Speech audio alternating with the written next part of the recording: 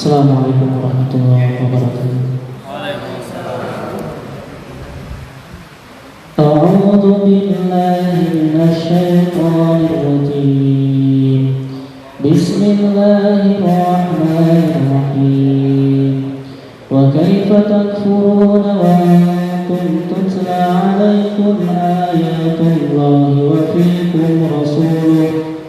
وَمَنْ يَعْتَصِمْ بِاللَّهِ فَقَدْ هُدِيَ إِلَى صِرَاطٍ مُّسْتَقِيمٍ يَا أَيُّهَا الَّذِينَ آمَنُوا اتَّقُوا اللَّهَ حَقَّ تُقَاتِهِ وَلَا تَمُوتُنَّ إِلَّا وَأَنتُم مُّسْلِمُونَ وَاعْتَصِمُوا بِحَبْلِ اللَّهِ جَمِيعًا وَلَا تفرقوا واذكروا نعمة الله عليكم إذ كنتم أعداء فألف بين قلوبكم فأصبحتم بنعمته إخوانا وكنتم على شفا حفرة من النار فأنقذكم منها كذلك يبين الله لكم آياته لعلكم تهتدون ولتكن منكم أمة يدعون إلى الخير ويأمرون بالمعروف وينهون عن المنكر وأولئك هم المفلحون ولا تكونوا كالذين تفرقوا واختلفوا من بعد ما جاءهم البينات وأولئك لهم عذاب عظيم يوم تبيض وجوه وتسود وجوه فأما الذين اسودت وجوههم أكفرتم بعد إيمانكم فذوقوا العذاب بما كنتم تكفرون وأما الذين ابيضت وجوههم ففي رحمة الله هم فيها خالدون تلك آيات الله نتلوها عليك بالحق وما الله يريد ظلما للعالمين صدق الله العظيم. Wassalamualaikum warahmatullahi wabarakatuh. Waalaikumsalam warahmatullahi wabarakatuh. Terima kasih jazakallahu khairan katsiran kepada Ustaz Rusli yang telah melantunkan ayat suci Al-Quran. Mudah-mudahan dengan dibacakan ayat suci Al-Quran menambah keberkahan buat kita semua. Cara selanjutnya yakni acara inti, acara pelatihan pola komunikasi guru dengan tema membangun komunikasi efektif guru terhadap santri dan orang tua yang akan disampaikan oleh Dr. Kiai Haji Bakun Syafiri LCMA selaku pimpinan Pondok Pesantren Sayyid Al-Quran Al-Abrad. Kepadanya kami persilakan. Baik, bismillahirrahmanirrahim. Assalamualaikum warahmatullahi wabarakatuh. Waalaikumsalam warahmatullahi wabarakatuh. Alhamdulillahirabbil alamin wassalatu wassalamu ala nabiyyina Muhammadin imamil muttaqin wa ala alihi wa ashabihi wa tabi'in amma ba'd. Yang kita muliakan, kita hormati dan kita cintai orang tua kita, abi kakak dan seluruh keluarga, mudah-mudahan Allah berikan kesehatan, kemudahan urusan dan Allah berikan keberkahan dalam hidupnya. Ketua Yayasan Ustaz Sugianto dan para asatidz ustadzah yang dimuliakan oleh Allah Subhanahu wa taala. Siang ini kita akan diskusi bicara bersama tentang jati diri kita, tentang tentang posisi kita, jati diri kita, siapa kita dan apa yang mestinya harus kita lakukan sebagai seorang ustaz yang mengelola santri di pesantren. Pembicaraan ini bukan beban, obrolan ini bukan beban, tapi obrolan ini untuk mengangkat kembali kemuliaan kita.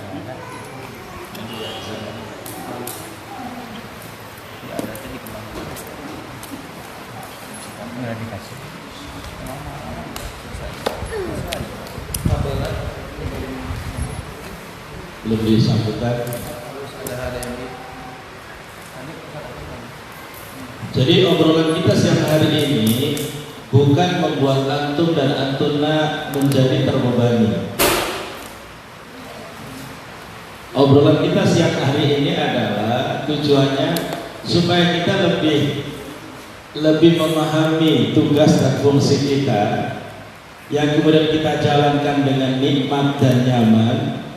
Ada hasil yang bisa kita nikmati dan hidup kita jadi berkah, ringan insya Allah. Kenapa? Karena posisi kita itu posisi mulia. Kita berada dalam satu profesi yang mulia. Kita berada dalam satu profesi di mana kita sedang menyiapkan generasi, mentakwin, membentuk seseorang sesuai dengan yang diinginkan oleh Allah dan Rasulnya. Makanya sekali lagi bahwa musyrif, musyrifah, ustadz, ustadzah yang lola santri, yang langsung beririsan dengan santri, itu benar-benar memang profesi yang sangat luar biasa mulia. Karena kita langsung benar-benar mentakwin, membentuk, mendesain, mengantarkan orang yang ada di hadapan kita menjadi orang yang luar biasa. Barangkali kalau orang lain ketemu dengan santri sekali terus pulang, tapi kita hampir 24 jam menyertai santri. Barangkali kita hampir banyak waktu kita itu bersama santri. Makanya kemudian ini yang harus kita pahami, bagaimana apa yang harus kita lakukan supaya yang kita lakukan itu bisa kita kerjakan dengan nikmat, senang, nyaman, gitu kan, tanpa beban, tapi kita juga mendapatkan hasil yang terbaik. Nah itu apa namanya, temanya tentang komunikasi ya. Sebenarnya ini mestinya adalah orang-orang komunikasi, tapi kadang-kadang praktisi itu lebih real, lebih nyata dibanding teori-teori komunikasi.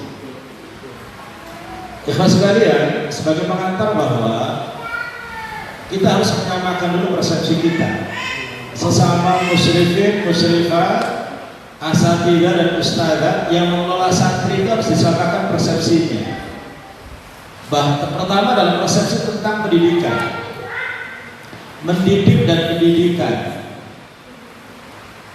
Saya kasih pengantar di dalam slide saya ini adalah ada perbedaan antara pendidikan dan pengajaran. Ini sepakat kita, dari semuanya paham. Dari istilah bahasa Arabnya juga beda. Pendidikan itu tarbiyah, kalau pengajaran itu taklim. Taklim itu juz'un minat tarbiyah. Pengajaran itu adalah bagian terkecil dari proses pendidikan. Jadi kalau taklim itu transfer of knowledge, hanya menyampaikan pengetahuan, ilmu dan pengetahuan disampaikan, diajarkan, gitu kan. Saya mengajar fisika di dalam kelas, langsung saya sampaikan, anak paham, selesai. Saya ngajar tafsir, saya sampaikan ayat ini maksudnya begini, disampaikan, selesai. Saya ngajar tahfidz, cuma duduk, pegang Quran, dengerin setoran, selesai. Itu taklim yang kayak gitu. Jadi guru tahfidz bisa aja masuk dalam hanya juz'ul qalim, bisa aja di situ. Tapi pendidikan adalah tarbiyah. Tarbiyah itu menurut Imam An-Nahlawi, Syekh An-Nahlawi ya, pakar pendidikan Islam, beliau memberikan arti pendidikan tarbiyah itu dari kalimat robayarku yang berarti tumbuh, berkembang. Jadi tarbiyah mendidik adalah menumbuh kembangkan berbagai potensi yang dimiliki oleh seorang peserta didik. menumbuh kembangkan berbagai potensi yang dimiliki oleh peserta didik. Ini lebih integral banget. Jadi sering saya sampaikan di pesantren ini, gitu kan? Jadi taklim itu hanya juz'un qalilun minat tarbiyah, bagian terkecil dari pendidikan. Dulu pernah saya sampaikan di Taujih Umum di sana. Rasulullah berhasil mendidik generasi menjadi generasi terbaik yang beliau lakukan 3T. Tilawah, tazkiyah, ta'lim. 3T, tilawah, tazkiyah, ta'lim di surat Jum'ah ayat 2. Dari ta'lim itu sepertiganya.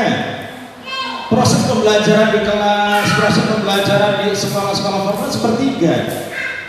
Nah, 2/3 dipegang oleh pengasuhan. Kalau yang dilakukan oleh Rasulullah itu berhasil mendidik generasi menjadi generasi terbaik yang paripurna, sempurna, itu karena 3T yang dilakukan oleh Rasulullah: tilawah, tazkiyah, dan ta'lim, ya kan? Tilawah itu adalah menghubungkan santri berinteraksi dekat dengan Al-Quran, dengan wahyu Allah. Tazkiyah adalah proses pembentukan pribadi, gitu kan? Dibersihkan dari seluruh hal-hal yang menghambat perkembangan keislamannya, kepribadiannya. Dan taklim baru diisi dengan ilmu dan wawasan pengetahuan.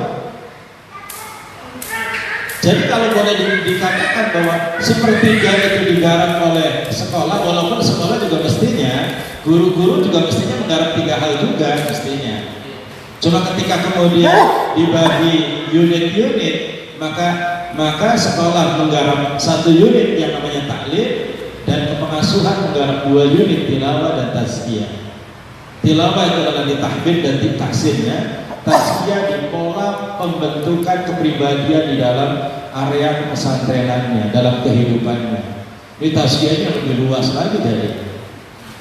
Makanya kemudian, jadi kalau pendidikan Islam menurut Imam An-Nahlawi artinya adalah menumbuh kembangkan potensi dan seluruh apa yang dimiliki oleh peserta didik kita. Ini sebagai pengantar supaya kita paham bahwa yang kita lakukan itu sekarang bukan taklim, yang kita lakukan adalah tarbiyah, mendidik. Guru tahfidz bukan sekedar kemudian duduk sambil merem-merem ngantuk-ngantuk terima setoran. Bukan sekedar itu. Tapi guru tahfidz itu adalah bagaimana memposisikan sebagai murabbi.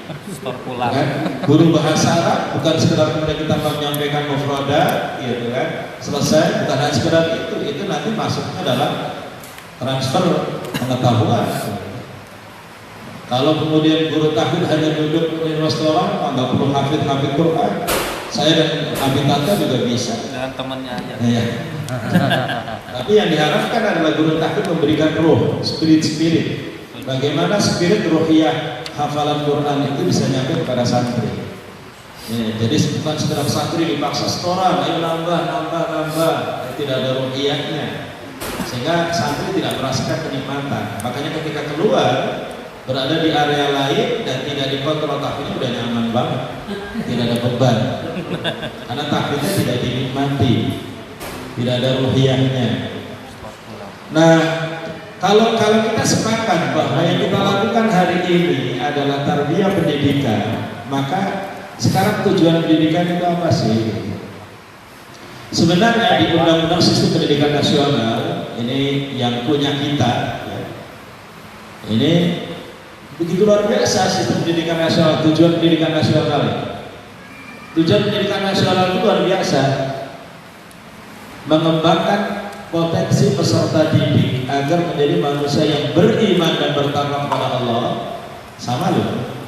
Yang kedua adalah berilmu, ini kan taklim ini.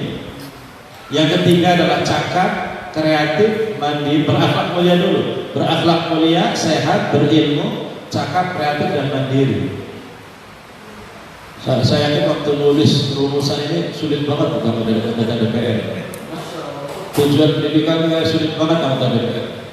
Pengennya manusia itu seperti ini. Bukan apa? Beriman pada Allah, bertakwa. Yang kedua akhlak penting, makanya berakhlak. Dan muncul pendidikan berbasis karakter, walaupun sampai akhir jadi menteri nggak jelas karakternya, hilang lagi sekarang.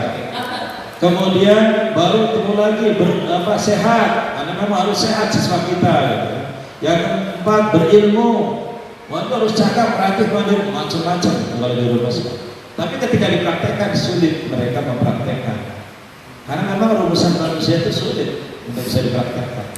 Sekolah-sekolah SMK hanya bagaimana menyiapkan generasi punya skill untuk bisa jadi robot pekerja, ya kan? Sekolah SMA hanya transfer pengetahuan, teorinya bagus tapi pribadinya tidak tergarap. Makanya banyak anak SMA tawuran. Jadi memang nggak jelas. Nah, yang menarik ini yang kedua di dalam Islam, ikhwan-ikhwan sekalian, tujuan pendidikan Islam menurut Imam An-Nahlawi, maaf salah ya, menurut Imam Al-Kailani, ini menurut Imam Al-Kailani, pendidikan Islam itu tujuannya adalah sederhana tapi luar biasa. Ini Imam Al-Kailani, bukan An-Nahlawi. Nanti slide-nya bisa di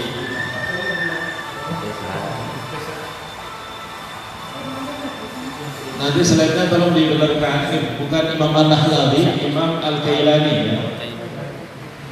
Menurut Najib Al-Kailani, beliau mengatakan bahwa tujuan pendidikan Islam itu adalah ikhrajul muslim al-amil, sederhana tapi tajam luar biasa. Jadi ketika antum dan antuna itu menghadapi sekian santri yang harus antum dampingi, antum garap, antum didik, maka yang harus kita satukan persepsi kita adalah tentang tujuannya. Tadi pertama, kita harus satukan persepsi kita bahwa yang kita garap sekarang pendidikan, tarbiyah, bukan taklim. Yang kedua, kita harus samakan persepsi kita tentang tujuan pendidikan, tarbiyah. Tujuan pendidikan berapa? Ini megang 40 orang, ini megang 30 orang, ini megang 20 orang, ini megang 10 orang. Coba di hadapan kita ada 10 santri yang akan kita garap, akan kita bentuk. Pertanyaannya adalah, mau dibentuk kayak apa? Orang-orang tradisional yang tidak punya konsep yang bagus, mereka itu ketika menggarap santri sesuai dengan tasawurnya. Apa namanya, ustadz yang lulusan pesantren tradisional yang belajar nahwu shorof sampai detail, ketika suruh garap santri 12 orang, maka diajarin nahwu dulu mereka. Katanya dengan belajar nahwu dia akan bisa segalanya. Ternyata kan butuh sekian tahun. Orang yang kemudian dia punya konsep di tafsir, maka ngajarin anak tafsir dulu. Jadi sesuai dengan tasawurnya, gambarannya. Maka sekarang perlu kita sepakati bahwa apa yang harus kita lakukan, kita pahami dulu goalnya, tujuannya. Kita pahami dulu tujuannya. Bahwa kita diserahi santri sekian orang itu, tujuannya mau dibentuk kayak apa? Nah, ini tujuan pendidikan adalah ikhrajul muslim al-amil. Apa ikhraj itu? Ikhraj itu mencetak, mendesain, mengeluarkan, mencetak seorang muslim yang amil. Amil itu berdaya guna. Saya ketika membaca kalimat ini ada ini global banget. Tujuan pendidikan Islam itu menyiapkan generasi muslim yang amil. Muslim yang amil. Ada dua kata, muslim dan amil. Santri ini akan kita garap. Digarap untuk seperti apa? Menjadi seorang muslimah, satu, yang baik, dua, al-amil, yang berdaya guna. Nah, ini kita lihat dua kata itu ada dari ayat-ayat ini. Ikhrajul muslim, mencetak mereka menjadi seorang muslimah yang punya pribadi keislaman yang bagus, bukan sekedar kata-katanya, ucapannya, pikirannya, tapi juga perbuatannya, jadi seorang muslimah yang baik. Ini PR kita, tugas kita di sini. Kenapa? Karena di dalam diri mereka sudah Allah titipkan Islam. Al-Baqarah 132. Di Al-Baqarah 132, di dalam diri jiwa anak-anak santri kita itu ada Islam yang sudah Allah titipkan dalam diri mereka. Maka tugas pendidik dan lembaga pendidikan adalah menjaga, mengembangkan, menumbuh kembangkan keislaman yang ada dalam diri mereka. Innallaha astafa lakumud din Innallaha sesungguhnya Allah istafa telah memilihkan lakum buat kalian ad-din agama ini. Allah telah memilihkan Islam pada diri mereka. Ikhwan sekalian, dalam diri santri itu ada Islam. Ketika dititipkan oleh orang tua ke pesantren Al-Ukhwah ini, mereka itu ada Islam dalam dirinya. Coba tanyakan pada mereka, bapak ibunya, bapak ibu kenapa menitipkan anaknya ke pesantren? Pengen anak saya akhlaknya bagus, biasanya kan ibadahnya bagus, sholatnya rajin, begitu kan? Artinya ini menumbuh kembangkan Islam yang ada dalam dirinya itu membentuk pribadinya menjadi pribadi yang Islami. Ini tugas pertama ya. Tujuan pendidikan itu adalah membentuk seseorang menjadi seorang muslimah yang baik. Di dalam surat Al-Imran 102 yang tadi dibacakan, ya ayyuhalladzina amanu taqullaha haqqa tuqatih wa la tamutunna illa wa antum muslimun. Pastikan bahwa mereka bertakwa. Bertakwa itu menjalankan syariat agamanya. Agama bukan hanya knowledge, pengetahuan, tapi membentuk pribadinya. Ini yang pertama. Jadi core besar ya, bahwa pendidikan Islam itu membentuk pribadi yang Islam. Ini core besar.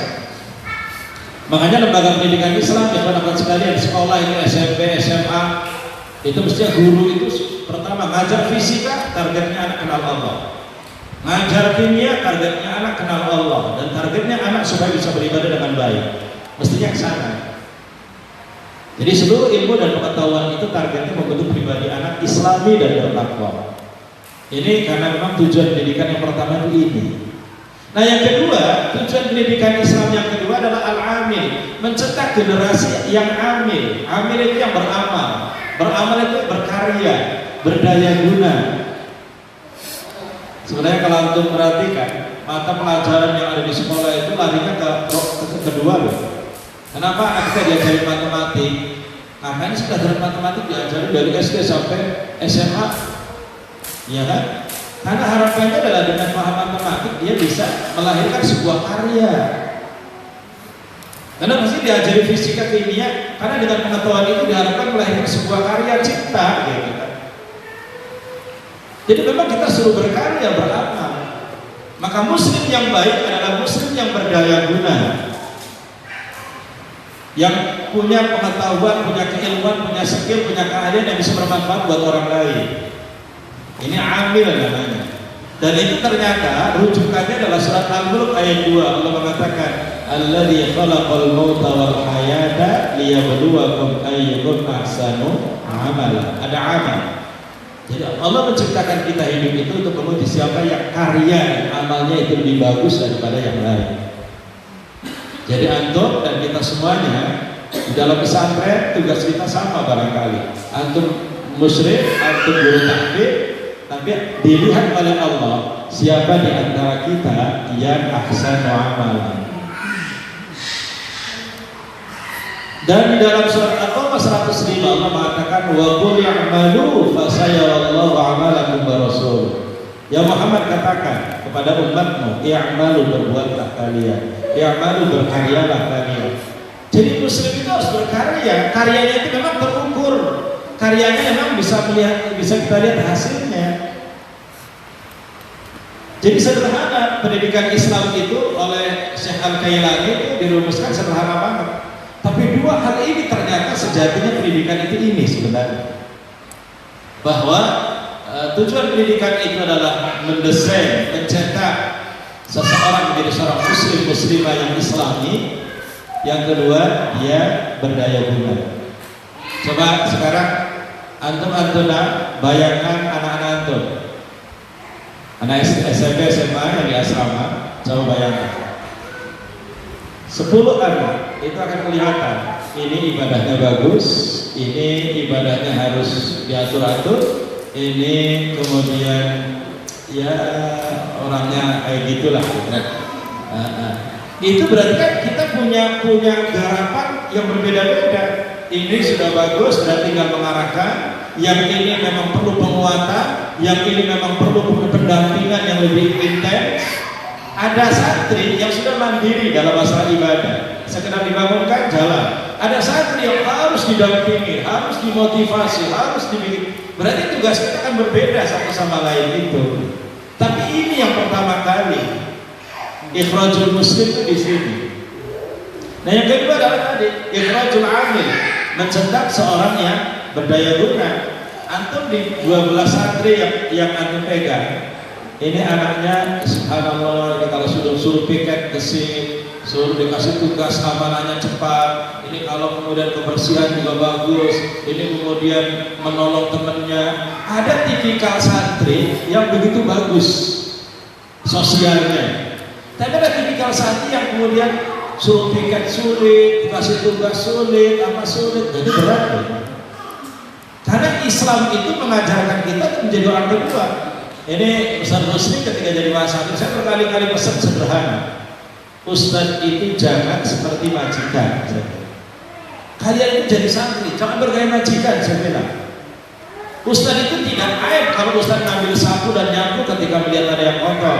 Ustaz itu tidak aib, bukan sesuatu yang tabu kalau melihat ada sampah dan diambil dibersihkan, saya bilang. Jangan kayak majikan, dikasih piket. Ini memang sejak santrinya terbentuk akan begini. Ketika santri terbentuk kayak majikan, maka ketika menjadi seorang guru kayak majikan. Ketika santri dibentuk hanya ketika jadi santri itu, ya gaya orang kaya banget gitu, nggak mau yang namanya cuci diri, apa. Itu nanti ketika jadi ustaz juga begitu. Padahal memang pimpinan itu melihat bahwa santri yang pengetahuannya rendah, rankingnya di bawah, tapi sosial pelayanan dan kemudian bagus dengan orang lain dan temannya, itu jauh lebih kita hargai dibanding anak pinter yang kemudian bergaya majikan. Betul kan? Iya. Dan itu sering saya motivasi anak-anak bahwa bagi yang pinter termotivasi harus menjadi orang yang memang peduli kepada orang lain. Waktu saya melamar Alia Noemi jadi mudir angkatan awal, itu saya sampai mengajarkan mahasiswa itu berkhidmat melayani di kelasnya. Saya kasih tugas satu pekan itu. Jadi coba saya bilang antum dalam satu pekan saya kasih PR melayani adik kelas antum 3 kali dalam sepekan yang berbeda. Terus satu pekan saya evaluasi, coba antum apa yang sudah antum lakukan. Saya kemarin ujikan piring adik kelas saya. Gitu kan? Lu kan senior biasanya sih ujikan piring adik kelas. Baik. 2, apalagi saya ambilkan nasi pada ada di kamar adik kelas saya yang sakit, saya ambilkan nasi. 2, 3 apa? Jadi ini sebenarnya hanya ingin mengajarkan jangan sampai ego itu muncul besar. Ketika kita merasa sudah punya, kita senior, kakak kelas, egonya tinggi. Ketika jadi ustaz, egonya tinggi, pengennya dihormati dulu. Ada tipikal ustaz yang pengennya dihormati dulu ya. Sehingga anak itu harus benar-benar hormat banget gitu ya. Memang anak memang sudah hormat sama guru, tapi pola penghormatannya tidak harus kemudian seperti kayak majikan. Jadi ada kemarin sistem daring, ada pelajaran. Kali itu kan anak setorannya online, buat tahfidz. Rupanya anak udah siap mau setor, ustaznya belum. Jadi hubungin ustaz, telepon lagi nggak diangkat, telepon lagi nggak diangkat, telepon lagi nggak diangkat. Langsung diangkat oleh gurunya sama gue. Antum tuh yang benar lah, antum harus punya akhlak. Nelfon berkali-kali, kalau nggak diangkat berarti ustaznya lagi sibuk.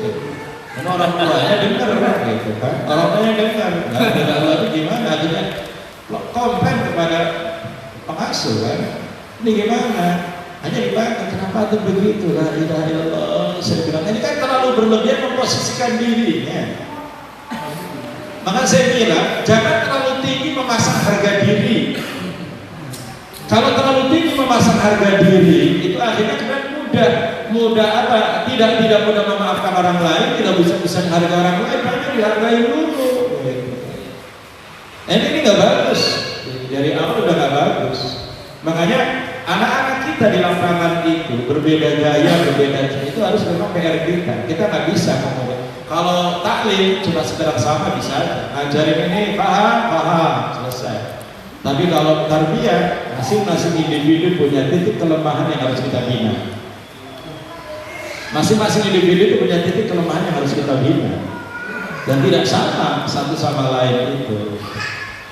Makanya ini tantangan bagi kita para murabbi, bagaimana kita bisa mendidik mereka supaya mereka punya kesan yang sama. Yang pinter, yang bagus merasa nyaman dengan kita, yang lemah, yang bodoh nyaman dengan kita, yang bermasalah juga masih nyaman dengan kita. Nah, itu bagaimana? Nah, kemudian berikutnya, yang ketiga yang harus kita sepakati persepsi kita adalah tentang karakter pendidikan pesantren. Kita itu berada di pesantren, bukan di lembaga full day atau lembaga sekolah, tapi pesantren. Pendidikan pesantren itu punya karakter yang berbeda dengan full day. Pertama, pendidikan yang objeknya integral, mencakup fisik, akal, dan jiwa. Di hadapan kita 12 santri itu, mereka punya fisik, punya akal, punya jiwa. Nah, pendidikan itu menggarap tiga unsur ini gitu. Jadi kalau di hadapan kita ada 12 santri, masing-masing santri itu mereka punya fisik, punya akal, punya jiwa. Apa yang harus kita lakukan? Kita garap tiga-tiganya. Yang kita garap bisa itu tiga-tiganya. Fisik mereka harus kita perhatikan, kita bina. Yang malas mandi, ayo mandi. Ada santri malas mandi, mandi. Ayo kalau mandi, kalau mandi. Ada yang malas sikat gigi, ayo sikat gigi. Ini sampai harus begitu loh tuh muslim itu. Ustaz itu harus begitu gitu. Jadi kalau ustaz di pesantren kan nggak cuma biarin aja mau mandi, mau tidak, mau sikat gigi, mau tidak. Masa ustaz harus ngurusin kayak gitu? Oh salah. Pendidikan itu harus kayak gitu, bahwa fisik mereka, karena ketika mereka sakit-sakitan karena fisiknya tidak sehat, yang capek siapa? Kita, yang capek muslim-muslimah. Dikit-dikit sakit, telepon orang tuanya, Ustaz tolong anak saya itu obatnya diminumkan, Ustaz tolong anak saya itu suruh minum obat. Akhirnya titipkan Ustaz ini obat anak saya, tolong 3 kali diawasi Ustaz, diambil 3 kali, udah minum belum? Udah minum, akhirnya kan repot kan? Makanya fisik juga harus bisa menjadi perhatian kita.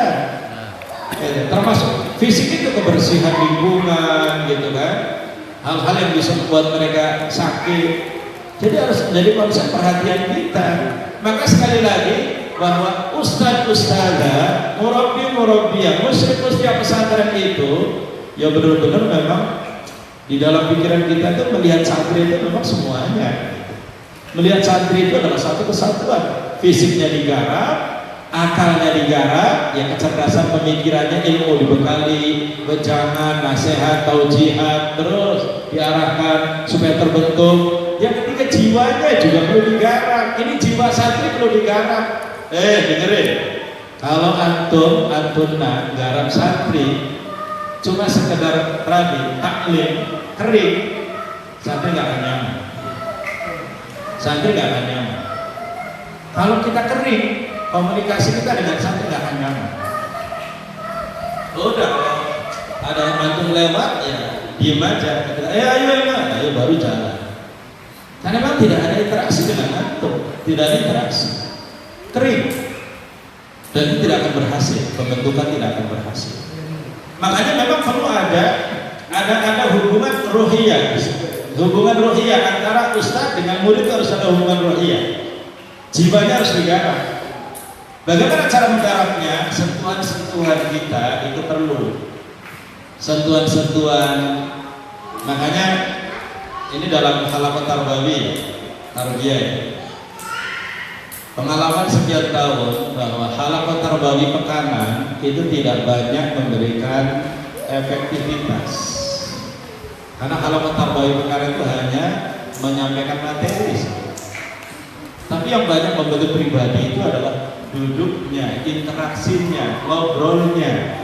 Murabbi dengan mutarabbi itu yang banyak membentuk. Coba santri dipegang halaman tarbawiyahnya oleh Ustaz luar, datang seminggu sekali, ngisi pulang. Pengaruhnya coba cek, tidak terasa. Atau antum ikut halaman tarbawiyah di luar, cuma seminggu sekali dengan murabbinya, nggak terasa. Jadi halaman tarbawiyah dengan pekanan sepekan sekali ketemu itu nggak terasa pembentukannya. Yang banyak membentuk itu adalah sentuhan-sentuhannya, ngobrol bareng yang non formal, kemudian ada curhat, ada ditanya, ada begini. Itu kan yang begitu itulah yang menyentuh gitu. Jadi ini kan interaksi, komunikasi, berkepedulian kan gitu. Artinya jiwa mereka itu disentuh. Mohon maaf, bukan hanya anak SMP, SMA ya. Saya ketika mengambil S2 di Riyadh. Saya ambil S2 di Riyadh itu mahasiswa seangkatan saya 23 orang, Indonesia ada 3. Nah itu saya Indonesia dianggap rendah awalnya oleh dosen-dosen, tapi kemudian pas ujian dari 23 yang lolos tanpa ada materi yang gagal itu ada 13, saya urutan kelima. Kemudian saya dapat pembimbing skripsi, tesis pembimbingnya Ustadz, nggak ada yang namanya komunikasi sama sekali. Tapi bagus banget kalau urusan skripsi. 2 minggu sekali tuh, mana yang baru? Ini yang lama. 2 minggu lagi ketemu lagi, ini yang lama, mana yang baru? Nggak pernah yang namanya kaifal hal. Senior-senior saya itu ketika cerita pernah diajak di rumahnya musyrifnya, pembimbing tesisnya, pernah diajak makan, pernah dikasih uang saku. Ya Allah enak banget saya bilang. Pas saya dapat pembimbing nggak begitu sama sekali. Sampai saya pengen dapat sentuhan itu, pengen nanya ke Ibal Haluk gitu, cuma gitu lah. Saya sambil jalan, saya mau nanya, saya sama nanya begini, dijawab sambil jalan. Jadi memang saya orang pertama di angkatan saya yang lulus 5 tahun itu orang pertama saya, 5 tahun orang pertama. Orang anak Saudi kalah, saya duluan. Karena memang pembimbingnya luar biasa, cuma tidak terkesan sama sekali. Tidak terkesan sama sekali. Enggak pernah namanya kayak haluka, gimana keluarga, enggak pernah sama sekali. Boro-boro ngasih duit, enggak pernah sama sekali. Nah ini maksud saya, ini usia saya loh, usia S2. Nah bagaimana anak SMP dan SMA, mereka itu masih butuh sentuhan-sentuhan. Jadi kalau antum sebagai ustadz-ustadznya hanya sekedar formalitas, jadi ketemu, ayo takbir, ayo bangun sholat, tidak pernah masuk kamar, menyapa, tidak pernah duduk bareng ketika lagi olahraga, sambil lihat temannya olahraga duduk bareng, gimana tuh, gimana, nggak pernah kayak gitu ya. Nggak tersentuh sama sekali, nggak tersentuh. Mereka lihat antum kayak robot aja tuh berjalan. Mereka lihat antum kayak robot gitu. Poli, sadari poli. Iya. Besar. Mereka lagi duduk santai, lihat antum lewat bawa kayu. Ayo, bawa robot lewat. Jadi bukan melihat antum bukan seorang murabi, bukan seorang ustadz yang dirindukan. Karena memang tidak ada sentuhan-sentuhan sama sekali.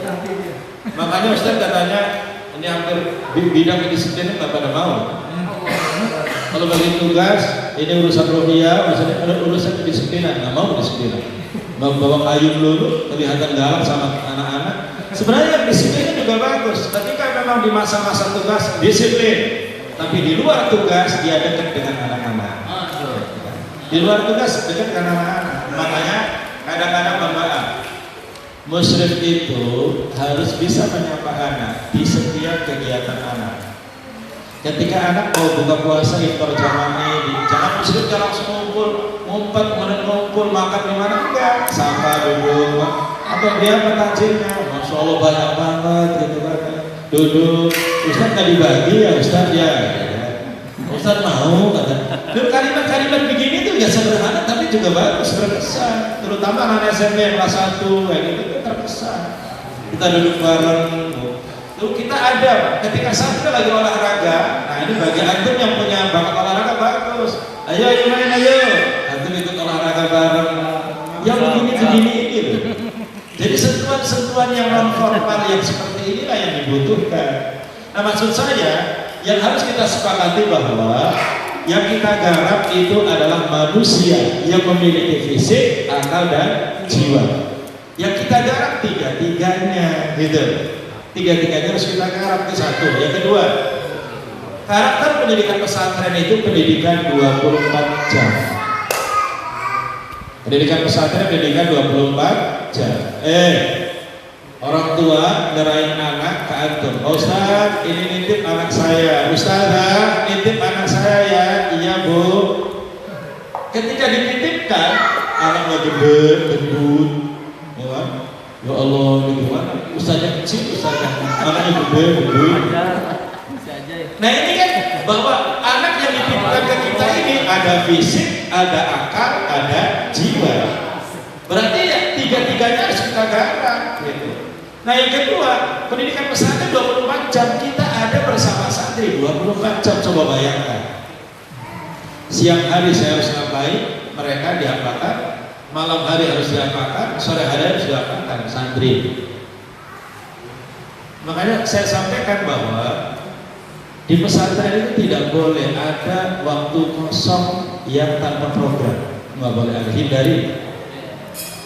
Pesantren itu tidak boleh ada hari, ada waktu yang kosong tanpa kegiatan, nggak boleh. Hari Ahad mamanya, hari Ahad kan libur. Jangan sampai Ahad sampai hari pagi sampai sore tanpa kegiatan, jangan sampai. Karena itu membuat mereka berpikir negatif, jenuh, berpikir negatif, kabur segala macam, pelanggaran itu karena kosong. Makanya mesti dikonsep. Pagi ngapain sampai jam berapa, kemudian istirahat sampai jam berapa, siang jam berapa, kayak gini. Memang harus begitu. Jadi semakin banyak waktu kosong, semakin anak berpikir liar. Nah berarti kan, Ustaz kalau bikin kegiatan lagi tuh Ustaznya kapan istirahatnya? Nah ini jadi masalah. Kalau Ahad harus bikin kegiatan pagi jam sekian harus ada Ustaznya, siang lagi harus ada Ustaznya, terus kapan istirahatnya? Makanya bagi tugas. Termasuk ini pengalaman ya. Pesantren itu kalau orangnya banyak saling mengandalkan. Kalau orangnya banyak saling mengandalkan. Ini ada berapa santri ikhwan? 130-an santri ikhwan. Muslimnya berapa tinggal di dalam? 7 130-an dengan yang berkeluarga yang bisa juga menjadi muslim juga. 10 orang makanya dalam 130. Itu kalau sore menjelang tidur jam setengah 10, jam 10 ada berapa orang yang dampingi santri? Kadang-kadang nggak ada gitu kan. Terus bangunkan santri pagi-pagi subuh berapa orang? Kadang cuma 2 orang. Ini realitasnya begini gitu. Nah ini kan mengkhawatirkan gitu kan, mengkhawatirkan. Makanya bagusnya begini, kalau tadi konsepnya bahwa pesantren tidak boleh ada waktu kosong yang berlebihan, membuat anak jadi berpikir liar dan pelanggaran jadi terbentuk, maka caranya apa? Solusinya dibikin tiket. Muslim yang udah berkeluarga tinggal di luar berapa orang? Ada 3. Yang di dalam berapa? 7, ada 10. Bagi piket. Berarti piketnya adalah 1 hari 3 orang. 1 hari 3 orang. 3 orang itu mulai kapan piketnya? Mulai kondisian santri jam setengah 10 sebelum tidur sudah ada di situ standby. Anak tidur jangan langsung pulang ketika lampu mati. Anak tidur jangan langsung, muslimnya jangan masuk. Ulangi. Kalau santri udah masuk asrama, lampu mati, muslim jangan masuk kamar terus tidur, jangan. Karena santri itu kadang-kadang lampu mati pura-pura tidur. Dan saya tahu kalau muslimnya kalau udah masuk kamar nggak keluar lagi, tapi biasanya pelanggarannya muncul setelah itu. Langsung pura-pura kamar mandi. Pura-pura mau kemana? Kamar mandi Ustaz. Oh masih ada Ustaznya. Ketika kemudian nggak ada Ustaz. Kabur. Ada yang keluar beli nasi goreng di luar. Makanya Ustaznya jangan kalah dengan santri. Harus ngopi. Nah, maka caranya adalah yang bertugas 3 orang tadi itu jangan duduk tidur, dari damping di luar duduk, liatin, masih ada bila-bila, ayo tidur siapa itu? Dicek, gitu kan? Nah nanti kalau masuk kamar keluar lagi jam 12, keliling lihat. Nih, mulai dari jam itu, paginya membangunkan santri. Setengah 4 dibangunkan atau 1 jam sebelum subuh bangunkan. 3 orang ini yang bertugas. Silakan yang lainnya, yang 7 tidurnya nggak apa-apa. 3 orang ini yang bertugas. Enak kan? Jadi lebih ringan. Kemudian bangunkan. Nah pada saat kemudian mengantarkan santri sekolah, baru muslim yang lain ikut hadir mengantarkan. Termasuk piket pagi itu 3 orang, gitu kan? Yang piket itu yang bertanggung jawab hari itu. Sampai kemudian hari berikutnya, sampai di siang itu pulang sekolah, 3 orang masih piket. Ada di lingkungan itu menyambut santri. Santri itu ketika datang tahu ada ustaz gitu. Termasuk hari Ahad, saya pernah begini sama ustaz senior, kepala pengasuhan. Ustaz, kalau hari Ahad, saya dan antum harus ada salah satunya. Kalau saya pergi, antum harus ada. Antum pergi, saya harus ada. Kenapa? Jangan sampai di hari Ahad tidak ada orang tua, tidak ada kepala penanggung jawab. Kenapa? Karena kalau tidak ada penanggung jawab, anak itu seperti dalam rumah tangga, bapaknya pergi, ibunya pergi, anaknya 5, coba bilang. Dalam rumah tangga anak 5, bapaknya pergi, ibunya pergi, gimana di rumah itu? Liar kan? Sama. Sekedar melihat ada antum aja, mereka merasakan ada suasana yang nyaman. Nah itu maksud saya adalah 24 jam santri diserahkan kepada kita, dan jangan sampai ada waktu kosong yang berlebihan. Itu bagaimana kegiatan itu didampingi, selalu didampingi oleh ustaz-ustaz. Baik, karakter pendidikan pesantren yang ketiga adalah pendidikan yang mewakili ranah sekolah, rumah, dan sosial kemasyarakatan. Ikhlas sekalian, kalau anak di rumah, sekolah, tugas sekolah cuma satu, mendidik anak selama ada di sekolah. Ya kan? Makanya sekolah itu nyaman sebenarnya. Wali kelas, guru itu nyaman di sekolah. Kenapa? Cuma datang di jam sekolah dan mendidik anak di jam itu saja. Kalau muslimah mendampingi anak 24 jam gitu. Paling agak nyaman negara ketika berangkat sekolah. Ketika anak berangkat sekolah nyaman, bisa tidur, bisa apa, nyuci, bisa apa. Ketika anak sudah datang lagi, itu udah beban kita lagi. Makanya muslimah itu 24 jam saya katakan, gitu kan. 24 jam. Sementara, saya sampaikan, pelanggaran santri dan persoalan santri banyak lahir dari asrama, bukan dari sekolah. Betul. Sekolah itu anak-anak relatif semuanya nggak ada masalah di sekolah. Nggak ada masalah di sekolah. Masalahnya ada di pesantren. Karena masalahnya selalu ada di pesantren. Yang disalahkan siapa? Muslim yang disalahkan. Ini muslimnya gimana? Saya ada pelanggaran santri, saya pelanggaran begini. Muslim lagi kan gitu kan? Nah itu kan muslim jadi stres.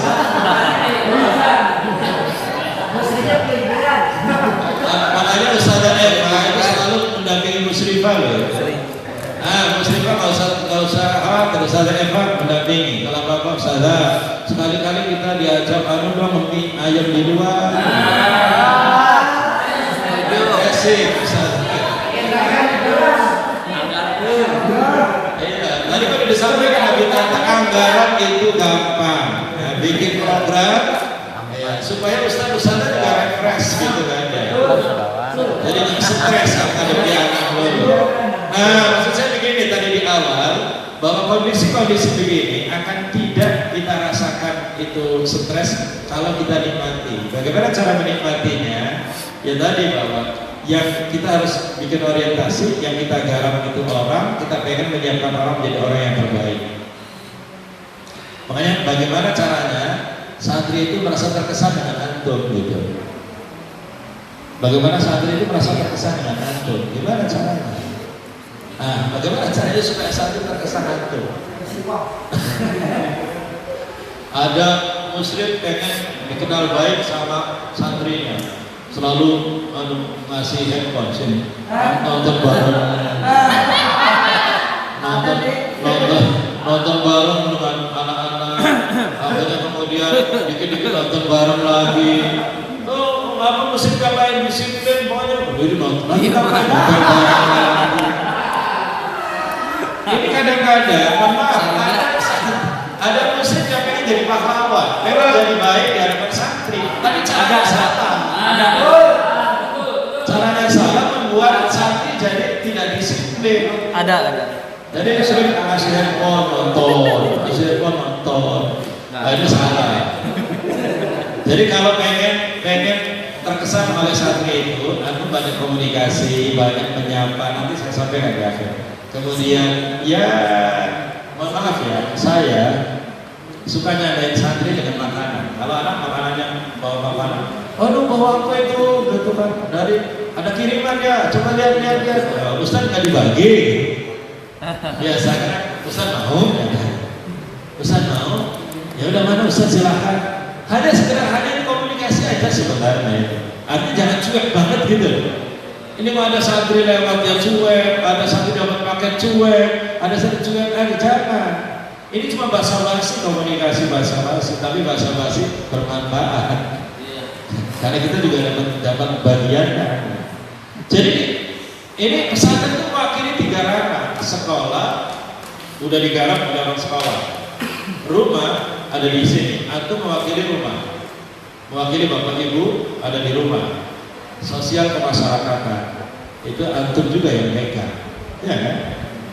Anak bergaul dengan siapa, siang hari main apa, itu antum juga yang bertanggung jawab. Makanya sekali lagi bahwa kepengasuhan itu memegang 2/3 fungsi pendidikan di pesantren ini. Jadi 2/3 karena antum mengambil ranah sekolah, ranah rumah dan ranah sosial kemasyarakatan. Baik, kalau pesantren itu adalah pesantren integral menggarap fisik, jiwa dan akal. Kalau pesantren itu adalah pendidikan 24 jam. Kalau pesantren itu adalah mewakili rumah dan sosial kemasyarakatan, maka apa yang harus dilakukan? Pertama, konsekuensinya pertama harus jiddiyah, kesungguhan, sungguh-sungguh, nggak bisa main-main. Ikhlas sekalian, hidup bagi seorang muslim itu mesti sungguh-sungguh. Tidak ada kata main-main bagi seorang muslim. Tidak ada kata main-main bagi seorang muslim. Kenapa? Karena semuanya dipertanggungjawabkan di hadapan Allah. Tidak ada main-main. Apalagi kemudian kita juga dilihat ya, evaluasi kerja-kerja kita. Nggak boleh main-main. Kadang pergi, kadang kemudian datang, tinggal tidur, waktunya tahfidz datang. Ya itu adalah main-main. Jadi kadang-kadang sampai berpikir begini, 130 santri itu 3 orang yang sungguh-sungguh cukup sih. Tapi kenapa harus sampai 12 muslim? Karena memang tahfidz yang butuh banyak orang. Tapi ketika banyak orang kemudian tidak sungguh-sungguh, ini jadi bermasalah. Ini yang pertama jiddiyah. Yang kedua, pendidikan pesantren harus dilakukan sepenuh jiwa. Sepenuh jiwa. Sepenuh jiwa. Bukan setengah hati. Jadi musyrik menjadi guru setengah hati kayak gitu. Ya, sudah. Antum suka gitu ditanya. Kalau mau tahfidz harus dicari-cari, santri nyari gurunya. Jadi kalau ini kosong ke siapa ustaznya itu? Ustaz Fulan, mana Ustaz Fulan? Nggak tahu Ustaz, belum datang. Cariin, masih tidur. Nah, yang kayak gini ini jangan sampai, ini setengah hati. Ini setengah hati. Pendidikan pesantren itu sepenuh jiwa, tidak setengah hati. Saya cuma sederhana, mungkin barangkali begini, Ustaz, pengasuhan itu kan berat ya, tapi gajinya lebih kecil daripada sekolah.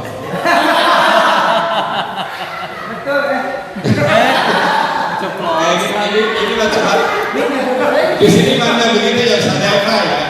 Di sini nggak begitu kan Bu Eva? Bu Eva mau pura-pura nggak denger. Di sini nggak begitu kan? Di luar itu ada yang curhat begini, kita muslim kerjanya berat tapi gajinya lebih kecil, kita lebih kecil. Nah, ikhlas sekalian, urusan gaji biarin pimpinan akan memberikan penghargaan yang luar biasa ketika kinerja itu bagus. Maka bekerjalah, maksimallah, itu dilihat. Bukan hanya Allah yang melihat. Di surat At-Taubah kan tadi gini, tuh di surat At-Taubah tuh lihat tuh. Surat At-Taubah berapa? 105. Wa qul i'malu fasayarallahu 'amalakum wa rasuluhu wal mu'minun wa saturadduna ila 'alimil ghaibi wasyahadah fayunabbi'ukum bima kuntum ta'malun. Kata Allah, katakan ya Muhammad, i'malu, berbuatlah kalian, i'malu, berkaryalah kalian. Ini perintah loh ini, buat kalian, buat kita, i'malu, fasayarallah, Allah akan melihat amalakum, amal kalian. Allah akan lihat karya kalian. Rasul juga melihat. Wal mu'minun, orang mukmin juga akan melihat karya kalian. Siapa orang mukmin? Atasan, pimpinan masyarakat melihat karya kalian. Orang tua juga melihat karya kalian. Nah, orang tua itu ada kesan banget sama muslimnya. ketika mamanya naik kelas gaji musyrif, oh bagusan musyrif yang dulu katanya. Musyrif yang dulu komunikasinya enak ya. Nanti ganti lagi, ganti musyrif lagi, bagusan musyrif yang pertama dulu.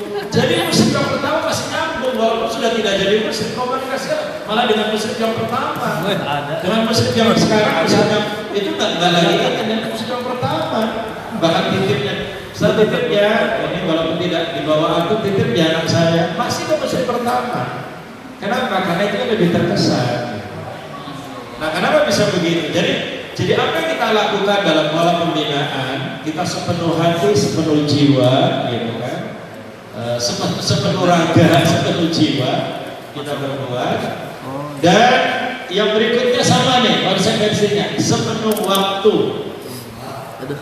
Sepenuh waktu, artinya jangan setengah-setengah, sering hilang. Dan pendidikan pesantren terprogram dan terukur. Jadi terprogram dan terukur dan akan bisa dinilai hasil karyanya. Contoh, ya memang pengelolaan pesantren itu di asrama memang ribet ya, ribet, banyak masalah. Kebersihannya dilihat, kedisiplinannya dilihat, sosialnya mereka itu kadang-kadang simpulan berantem dengan yang ini tersinggung, ini usil, ini baperan, ininya usil. Di pesantren kan kayak gitu, sehingga kita harus pinter bagaimana mengelola itu semua. Baik, nah dalam pendidikan itu ada 3 komponen. Pertama orang tua dan lembaga keluarga, guru dan lembaga pendidikan, masyarakat sebagai lembaga sosial. Pendidikan itu memang yang bertanggung jawab 3 unsur. Jadi konsep pendidikan yang tadi disampaikan itu sebenarnya yang bertanggung jawab 3 unsur: orang tua, guru, dan masyarakat. Makanya sekolah garap baik, garapnya bagus banget. Terus di rumah orang tua longgar banget, timpang. Ketika kemudian orang tuanya ketat, masyarakatnya nggak bagus, bermasalah. Makanya di sini perlu ada koordinasi dan komunikasi antara guru dengan orang tua. Ketika komunikasi dan koordinasi antara guru orang tua tidak bagus, maka tidak akan sukses pendidikan. Karena memang terlalu berat. Pendidikan itu terlalu berat. 3 unsur fisik, jiwa, dan akal digarap. 24 jam kita garap. Mohon maaf, ini pernah terjadi begini. Ada orang tua yang rewel banget. Wali asrama rewel banget, apa? Orang tua wali santri rewel banget. Kebetulan santrinya putri, santri akhwat. Orang tua itu sering telepon ke musyrifah. Musyrifah itu capek, telepon lagi. Akhirnya ketika telepon nggak diangkat, lagi di kamar mandi apa langsung marah. Gimana sih Ustazah, saya telepon nggak diangkat-angkat, marah lagi. Terus anaknya kelas berantem dengan temennya. Lapor lagi ke Ustazah, itu harus dikasih sanksi tuh temennya tuh. Jadi mesti harus dikasih sanksi temennya. Padahal penyelesaian kan tidak harus dikasih sanksi kan temennya, karena dari 2 sisi. Ketika belum dikasih sanksi dimarahin lagi Ustazahnya. Kemudian ada cangkirnya hilang, cangkirnya itu hilang anaknya. Apa? Ustazah, cangkir anak saya hilang, tolong dicariin dong. Terus sudah seminggu nggak ketemu. Ustazah di mana sih? Ustazah di mana saja? Di mana Ustazah kan harus mendampingi anak saya 24 jam. Ustazah itu harus mendampingi anak saya 24 jam dan Ustazah harus tahu barang-barang milik anak saya warnanya apa, mereknya apa. Wah itu Ustazah pada stres ngadepin bapak ini. Kalau ketemu bapak ini Ustazah pada stres. Akhirnya saya ngomong ke kepala pengasuhan, tolong dipanggil atau ajak ngobrol. Dipanggil ajak ngobrol, malah lebih aktif orang tuanya daripada pengasuhan. Akhirnya nggak bisa mengkondisikan. Kepala sekolah suruh manggil, nggak bisa juga. Terakhir karena musyrifah Ustazah sudah mulai nggak nyaman banget, stres ngadepi orang satu ini. Akhirnya saya panggil dengan suami istrinya, bapak ibu. Dipanggil, mohon maaf, saya bilang terima kasih pertama karena bapak sudah percaya menitipkan anaknya pada kami. Kepercayaan yang berharga sekali. Cuma perlu saya sampaikan Bapak Ibu bahwa lembaga pendidikan pesantren itu seperti rumah. Kita punya aturan, punya mekanisme, punya sistem. Dan kita nggak bisa maksa orang lain untuk masuk rumah saya, nggak bisa. Lalu kita menawarkan, yo kalau setuju ini konsep kami, silakan masuk dititipkan. Kalau nggak setuju ya mangga, nggak usah dititipkan. Tapi kalau sudah masuk ke kami itu menjadi harus mengikuti aturan dan sistem kami. Gitu. Nah, makanya kemudian Bapak Ibu ya mohon maaf sebilang, jadi jangan terlalu banyak menuntut. Kalau masukan oke, masukan akan kami tampung, bagus kita laksanakan, tidak bagus ya tidak kami laksanakan. Tapi kemudian intervensi dalam sistem aturan kami, mohon maaf nggak bisa. Gitu. Nah, yang kedua saya bilang, Bapak itu ketika menitipkan anaknya, tolong titipkan 100% gitu, jangan setengah-setengah. Anaknya dititipkan, tapi orang tuanya intervensi ikut masuk. Ketika ada mau, saya boleh nggak ngajarin matematik di anak saya? Ada datang ngajarin matematik anaknya gitu. Ini kan berarti setengah-setengah menitipkan anaknya, titipkan 100%. Kalau enggak, ya tarik. Kalau titipkan. Terus saya bilang, ini ada hal penting ya saya bilang. Bapak minta musyrifah mendampingi anak Bapak 24 jam. Itu Bapak juga nggak rasional sebenarnya. Permintaan itu rasional loh maksud. Orang Bapak aja nggak bisa dampingin anaknya 24 jam saja. Coba Bapak kerja pagi jam berapa? Pulang jam berapa? Nggak bisa kan dampingin anak 24 jam aja.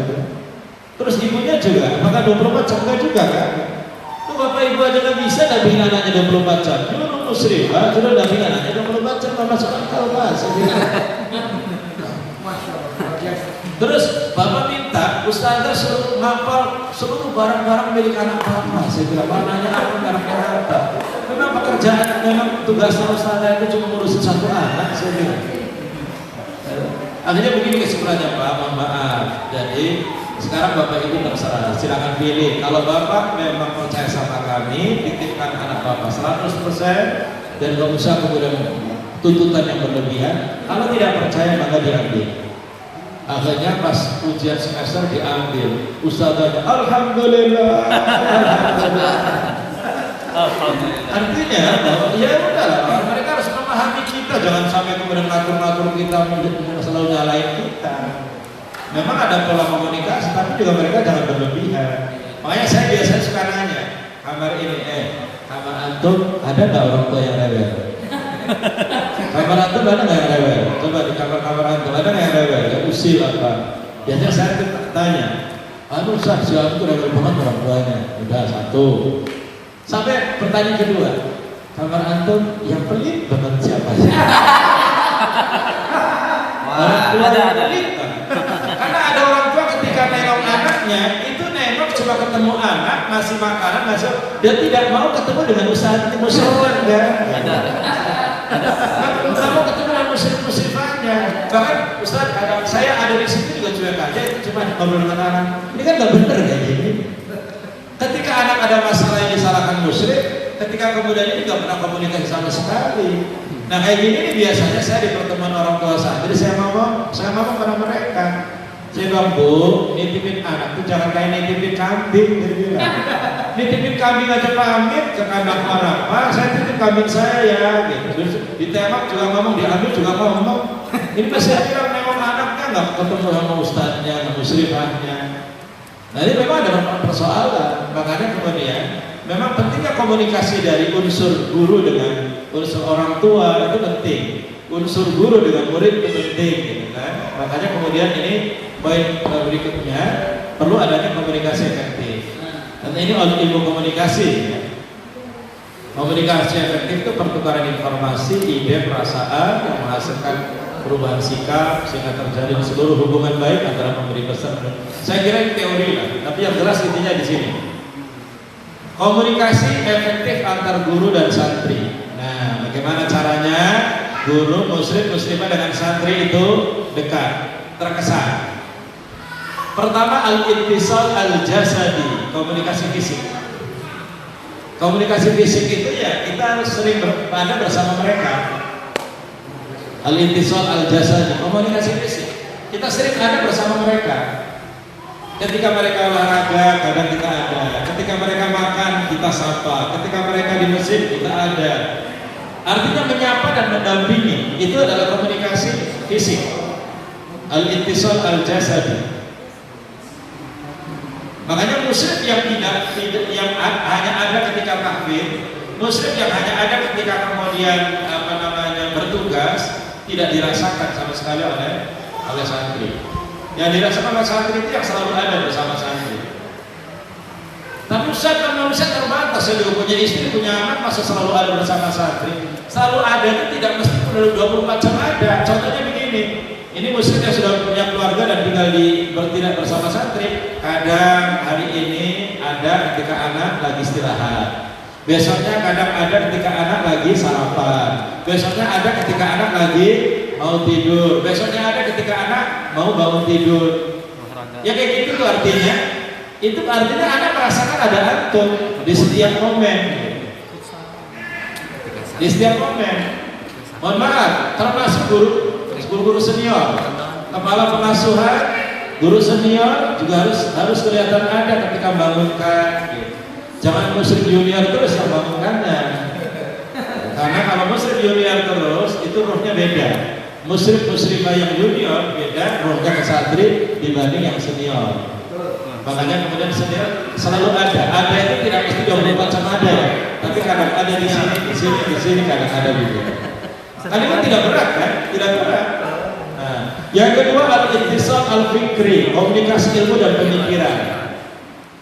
Al-ittisal al-fikri, komunikasi ilmu dan pemikiran. Jadi suka ngobrol, gitu, kemudian diskusi, ngomong tentang sharing, kayak gitu. Apalagi anak SMA itu udah gede, jadi perlu diajak begitu. Anak SMP kelas 1, ya masih nurut apapun, masih bisa darahkan. SMP kelas 9, SMA sudah mulai ada ittisal fikri, ngobrol. Yang tadi saya sampaikan kan bahwa halaman tarbawi 1 pekan ketemu sekali itu tidak terasa. Tapi yang terasa membentuk adalah ittisal jasadi, ittisal fikri. Tadi itu. Jadi kita ngobrol, tanya, antum gimana? Nah, ini kalau dicek gak bisa ditanya. Contoh dicek. Terus nih, antum pegang santri berapa? 16. Sebutkan satu santri, siapa? Siapa namanya? Maulana siapa? Maulana Irfani. Ini nyebut satu santri aja berarti ada kesan. Kenapa dari 16 satu yang disebut Maulana Irfani? Spesial. Berarti ada spesial, ada kesan spesial. Nah, sekarang saya tanya, Maulana Irfani rumahnya di mana? Subang. Bapaknya kerja apa? Sudah meninggal. Berarti spesialnya karena yatim ya. Ibunya bekerja apa enggak? Iya Pak. Guru SD. Maulana Irfani punya adik? Enggak. Punya kakak? Berapa? Satu. Ini memang kayak gitu. Jadi bahwa guru musik dengan santri itu harus kayak gitu. Diajak ngobrol gitu. Sehingga tahu persoalan karakternya. Nah, berarti lulus.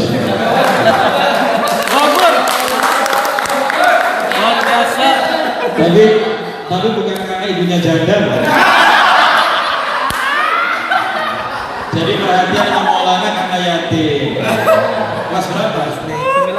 9. Ya. Bukan karena ibunya janda. Jadi ittisal jasadi, ittisal fikri, yang ketiga ittisal ruhi, komunikasi ruhiyah. Jadi ada apa ya? Ada satu rasa. Oh, ittisal ruhi itu adalah komunikasi ruhiyah. Jadi ada jiwa itu kita saling berkomunikasi.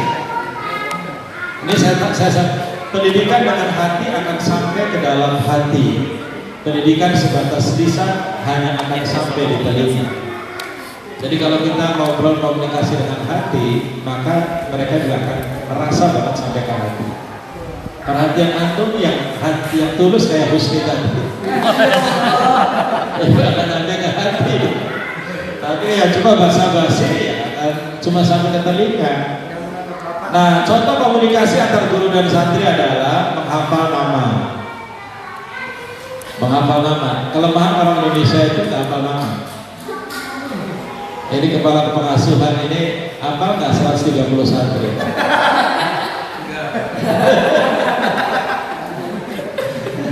Ini apa nggak 130 santri? Harus hafal. Saya angkatan 1 di Alabro di Indramayu dari 72. Di Indramayu 72 itu saya udah hafal semua karena dari minggu pertama berusaha paling lama. Saya kalau bimbing haji plus biasanya tiap tahun sebelum pandemi saya bimbing haji plus. Berangkat 180 orang.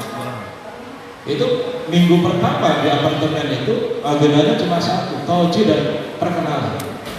Masuk belum satu maju ke depan, nama siapa dari mana, coba cek, berdiri sebutkan, coba berdiri sebutkan. Oh bapak-bapak pada nyontekin tulisan dari nama. Tapi saya udah lengkap ini pak ini. Selesai perkenalan di grup terakhir 3 hari itu baru saya duduk semuanya. Pak Fulan. Sampai mereka, Masya Ustaz kok bisa hafal begitu ya? Saya kira kenapa kita hafal dan kenapa ini tidak hafal? Perhatian. Jadi kita menghafal nama itu perhatian. Dan ternyata kenapa kemudian menghafal nama itu jadi hal yang penting? Anak itu ketika disapa dengan sebutan namanya bangga banget. Secara spiritual Masya Allah Ustaz udah kenal saya. Bangga banget disebut nama. Tapi sini. Kamu siapa? Ini yang kejadiannya. Iya Pak Ustaz. Sini, kamu siapa? Kemarin nanya kamu siapa? Sekarang kamu siapa? Hafal apa? Iya, menghafal nama.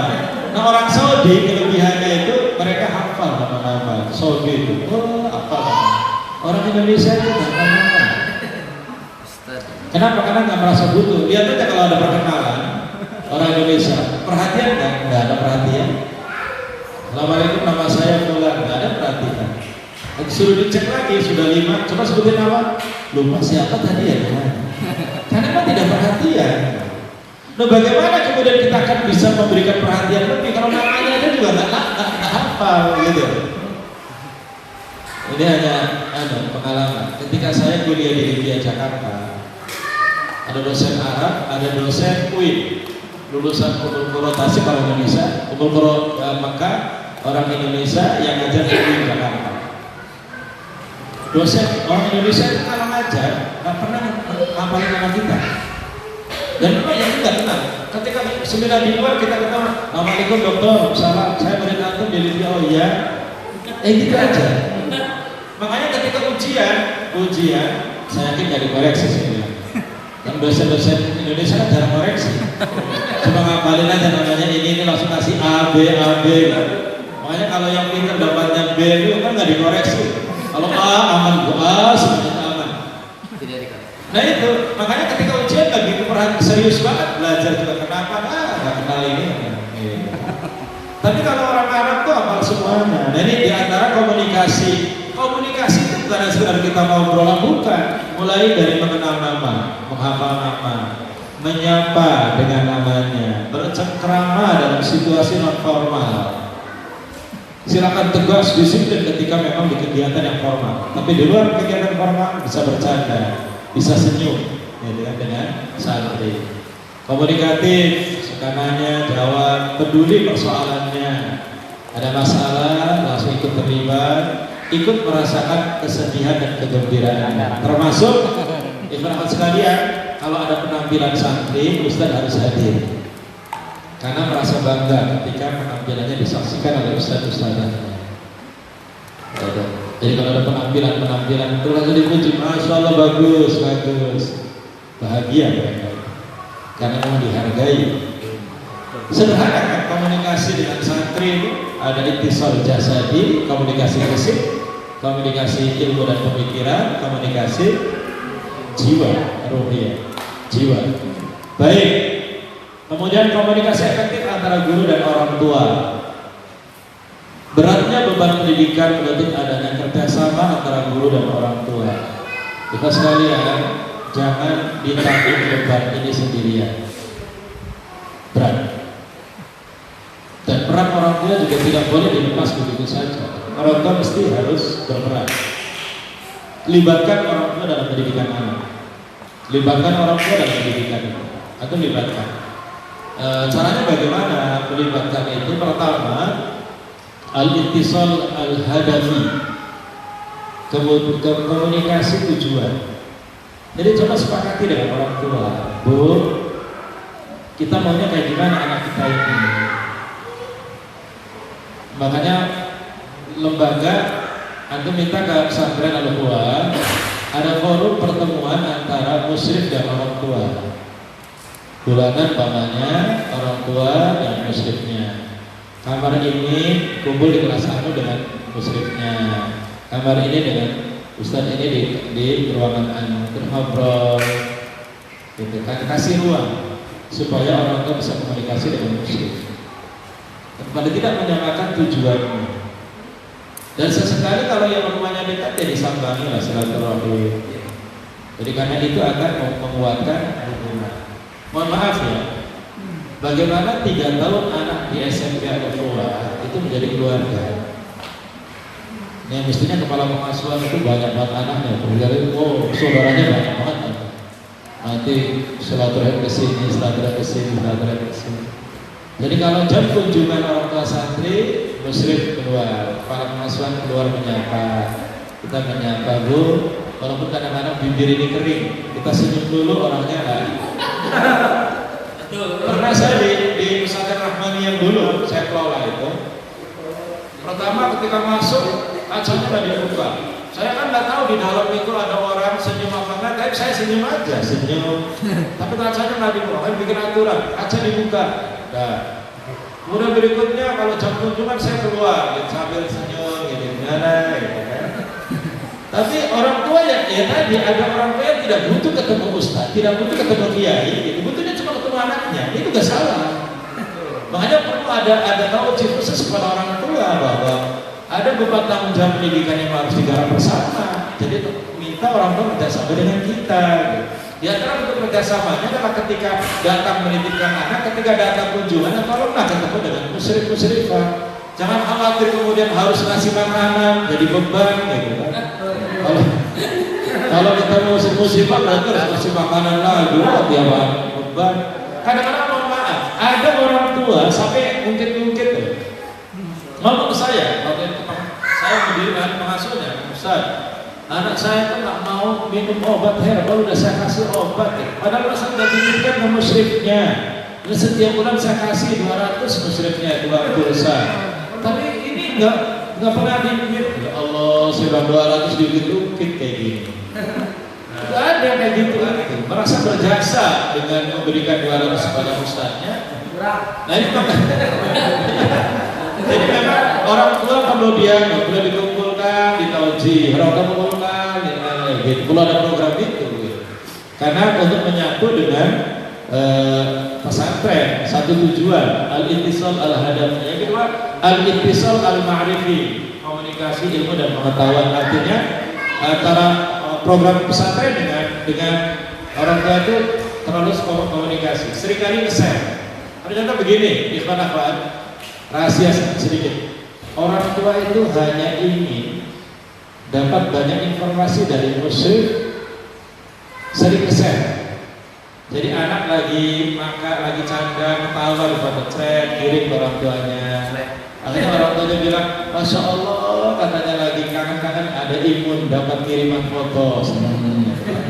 Kemudian anak lagi foto lagi thread, kirim lagi. Jadi kayak gitu orang tuh udah seneng banget gitu.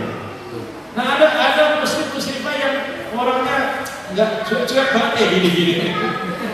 Akhirnya kan orang tuh jadi protes, saya kok nggak pernah dapat informasi apa-apa. Kalau ada kegiatan, misalnya ngadain apa turnamen, foto, video singkat, saya pesantren lagi ngadain kegiatan kayak gini nih.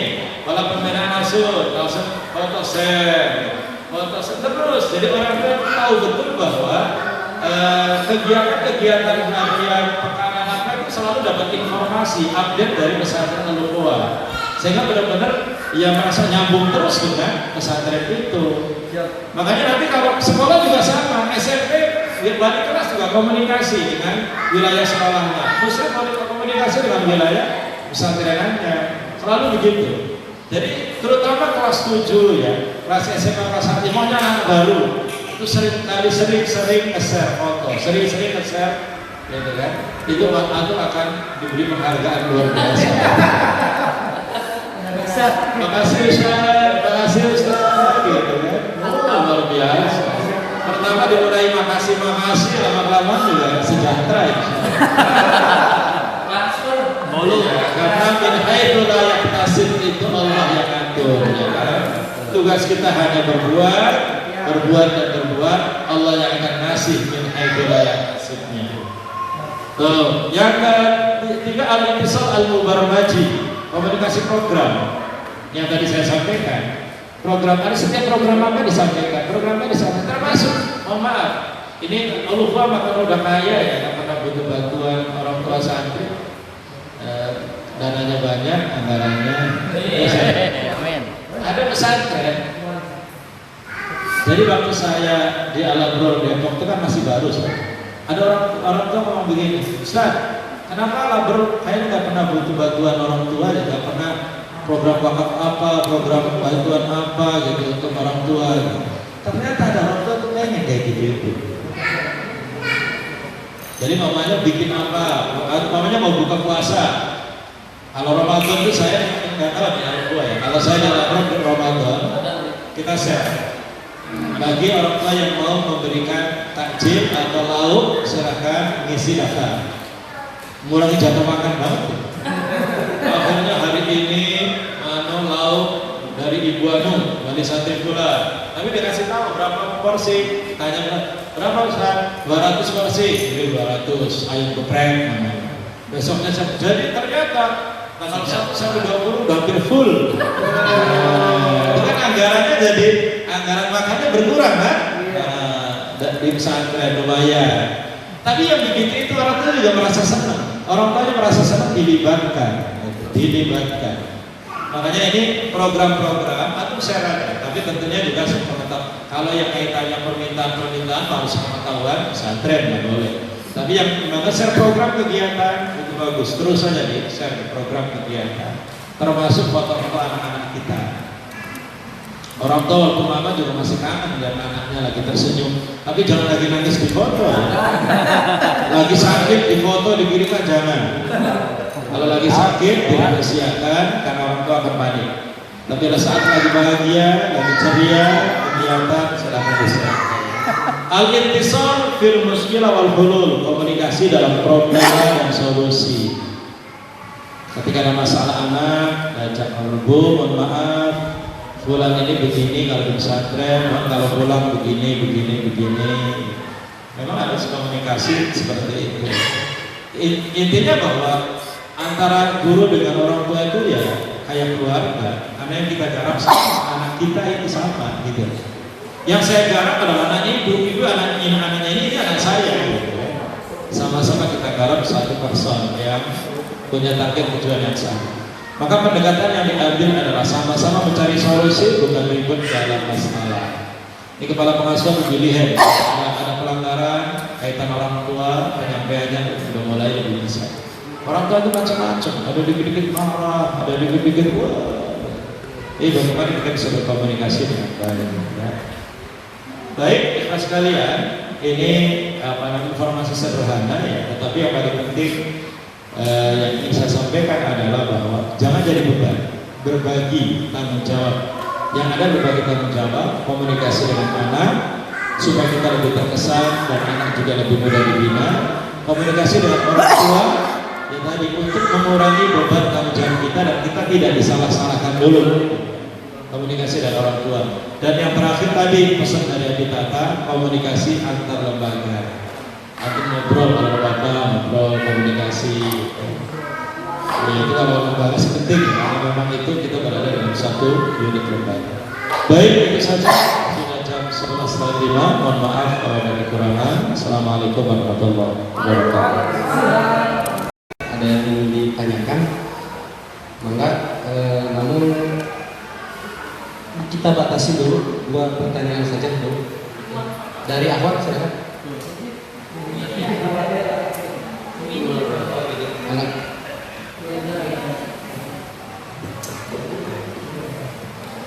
Ya, sudah datang. Di situ. Bismillahirrahmanirrahim. Assalamualaikum warahmatullahi wabarakatuh. Waalaikumsalam. Bapak izin bertanya Ustaz.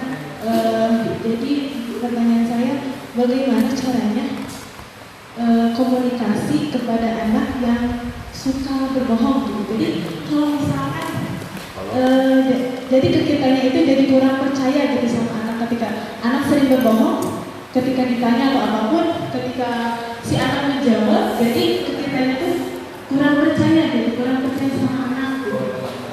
Susah mempercayai anak, dan fenomena di Ahad itu satu angkatan mungkin ada beberapa juga dalam anak lain, anak-anak itu kebanyakan lebih baik dibenci atau tidak disukai sama guru dibandingkan dibenci sama temannya. Jadi ketika ada permasalahan atau apa, kalau sama guru ditanya atau ada dengan baik disembunyikan gitu. Karena untuk melindungi temannya. Walaupun itu kalau jujur si anak itu akan ada solusi dari kita gitu, dengan baik gitu. Bagaimana caranya? Tadi yang pertama untuk mempercayai kita itu percaya gitu sama anak gitu. Bagaimana biar anak tuh gak berbohong gitu. Karena kalau bohong itu susah gitu, kalau pengen percaya gitu susah gitu, jadi susah. Curhat bi. Syukurkan ya. Iya, baik. Pertama, memang akhwat itu banyak bohongnya kalau lagi males sholat subuh, bilangnya lagi haid. Ayo bangun, ayo bangun. Saya lagi halangan ustazah. Bangun, halangan dulu. Makanya biasanya ustazah paham. Waktu haidnya santri akhwat itu paham. Ini kemarin anti ini haid, dan nanti harus selesai sekian. Jadi mulai paham. Kalau ikhwan kan tidak ada alasan, ikhwan ada alasan.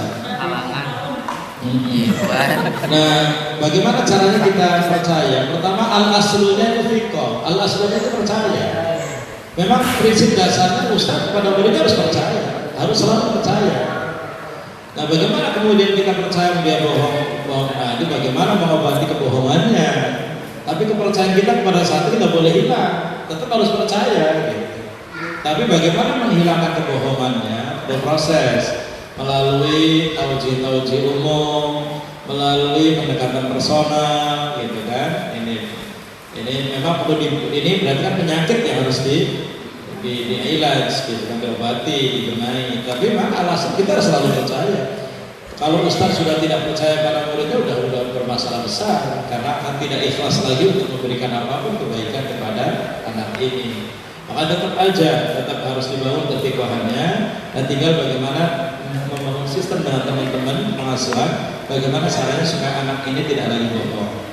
Nah, terkait dengan tadi kasus-kasus kebohongan yang kasus tadi, memang hampir di setiap pesantren. Ketika ada pelanggaran, temannya sekarang akan ditutupi.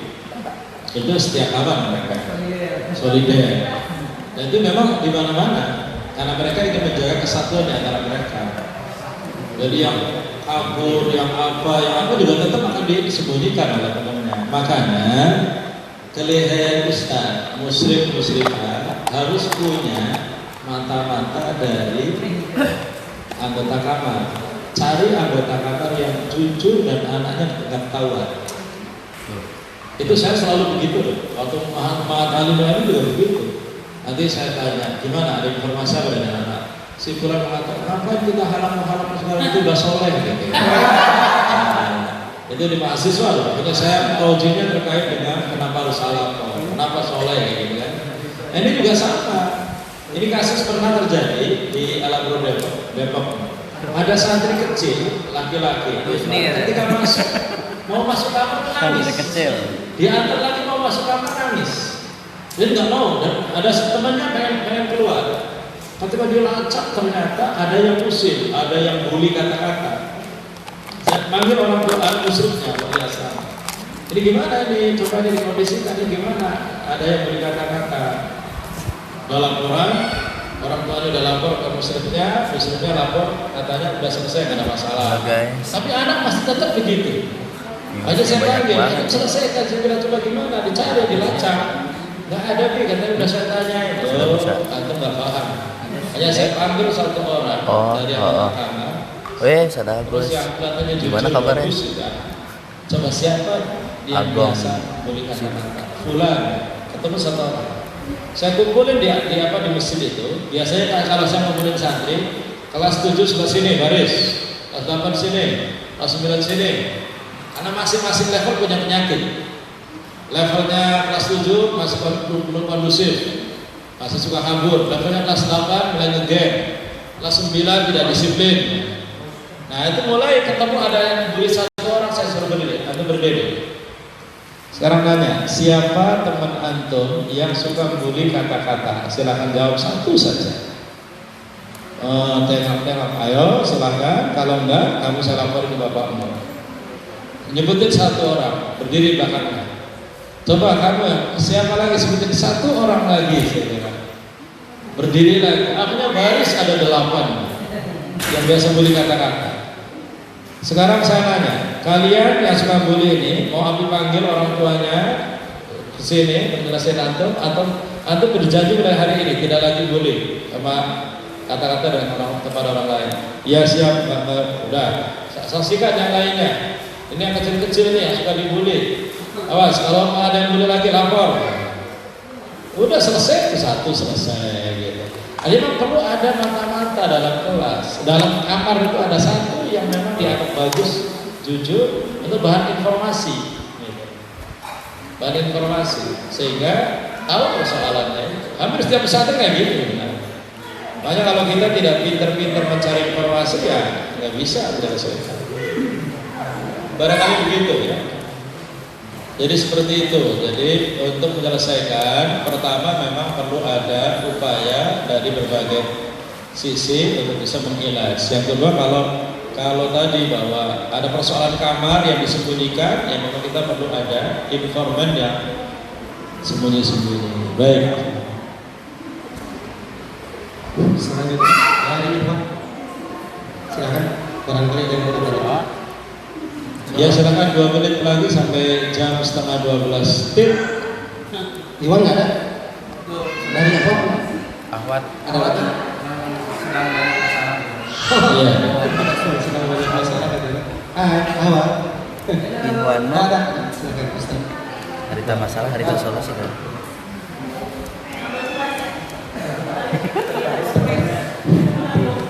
Ya. Ayo. Assalamualaikum warahmatullahi wabarakatuh. Waalaikumsalam warahmatullahi Perkenalkan Abi, saya Iqbal, guru tahfiz di sini. Dulu pernah jadi musuh juga. Sekarang udah nggak jadi musuh, hanya guru tahfiz saja.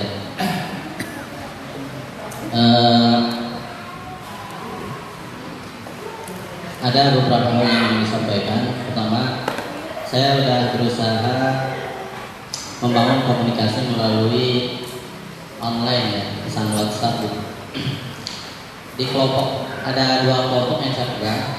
Kelompok pertama itu kelas 8 dan kedua kelas 9. Kelas 8 saya menginformasikan berkaitan dengan program dan kegiatan di pesantren khusus tahfiz, dan responnya luar biasa. Orang tua respon mengapresiasi. Di situ ada saya sampaikan mohon doanya, orang tua ikut membangun, merespon, artinya komunikasi luar biasa. Ini berbalik yang satunya kelas 9, malah ketika saya menyampaikan informasi itu tidak ada respon. Gak tahu orang tua kebingungan atau gimana Bu. Bahkan saya sampaikan, Bapak Ibu bagi yang ingin menitipkan pesan kepada anaknya melalui pesan WhatsApp, pesan semangat gitu ya. Silakan bisa di-share di sini, nanti saya sampaikan salamnya kepada Ananda ketika jam pelajaran tahfidz. Kalau kelas 8 itu pada gini pesan, buat anakku tersayang Ananda, Anu disebutin namanya, tetap semangat ya, semoga jadi hafizol, bla bla bla bla, semangat. Itu pada respon kalau kelas 8. Ini kelas 9 malah nggak ada respon. Jadi saya kebingungan gitu. Itu yang pertama. Yang kedua, jadi bagaimana gitu komunikasinya kalau sudah begitu gitu. Kemudian dari anak-anaknya juga terpengaruh. Orang tua yang low respon, anak-anak ketika sama saya untuk belajar itu low respon juga. Saya ngomongnya kemana, anak-anak perhatiannya kemana. Bahkan saya sudah berusaha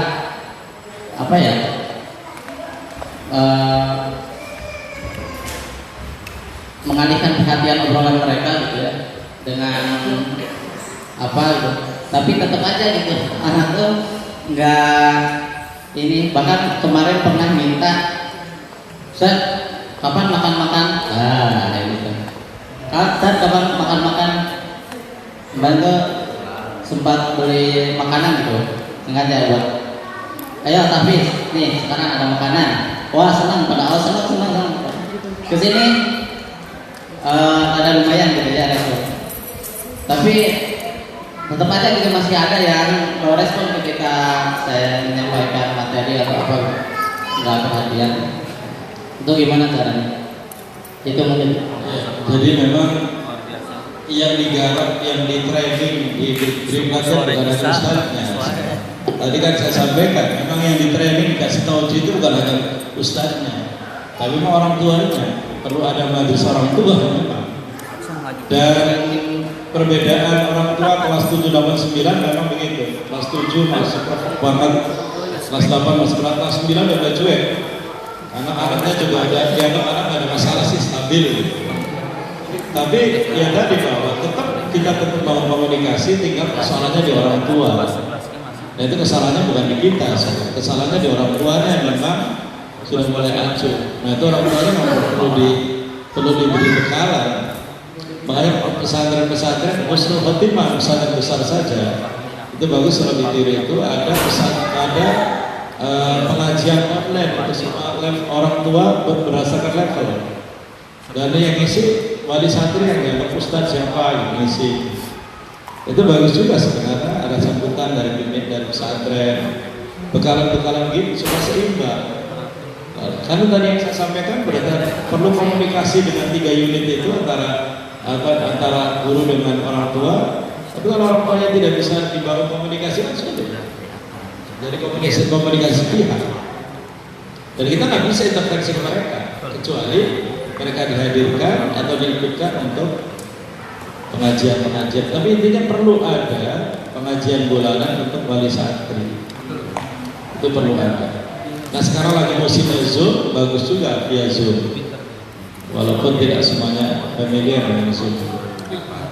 Jadi memang tidak salah itu makna bagus, tinggal orang tua yang perlu digarap. Baik, jazakumullah khairan, sudah lewat waktunya, ditutup saja. Dari saya cukup sekian. Assalamualaikum warahmatullahi wabarakatuh.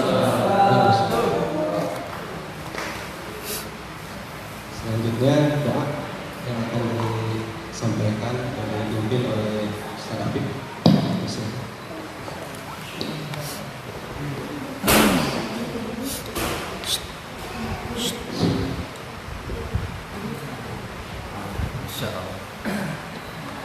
Bismillahirrahmanirrahim. Assalamualaikum warahmatullahi wabarakatuh. Waalaikumsalam warahmatullahi wabarakatuh. Assalamualaikum.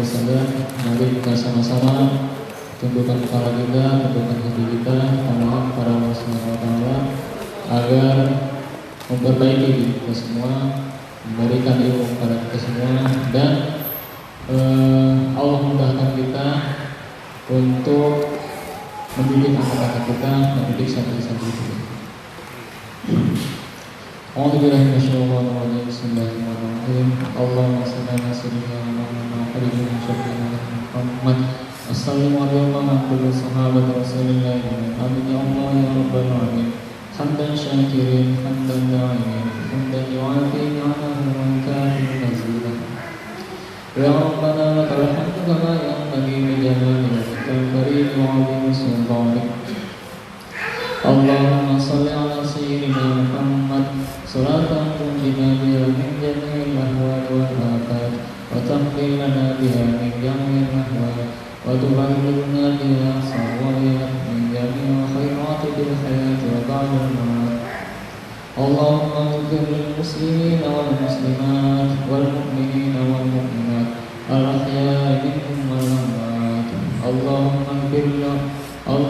اغفر لنا ولوالدينا وارحمهم كما ربونا صغارا ربنا ظلمنا أنفسنا وإن لم تغفر لنا وترحمنا لنكونن من الخاسرين اللهم ارزقنا فهم النبي وحفظ المرسلين وإلهام الملائكة المقربين اللهم انفعنا بما علمتنا وعلمنا ما ينفعنا وزدنا علما اللهم فقهنا في الدين وعلمنا التأويل اللهم حبب إلينا الإيمان وزينه في قلوبنا وكره إلينا الكفر والفسوق والعصيان واجعلنا من الراشدين اللهم زينا بزينة الإيمان واجعلنا هداة مهتدين اللهم إنا نسألك علما نافعا ورزقا طيبا وعملا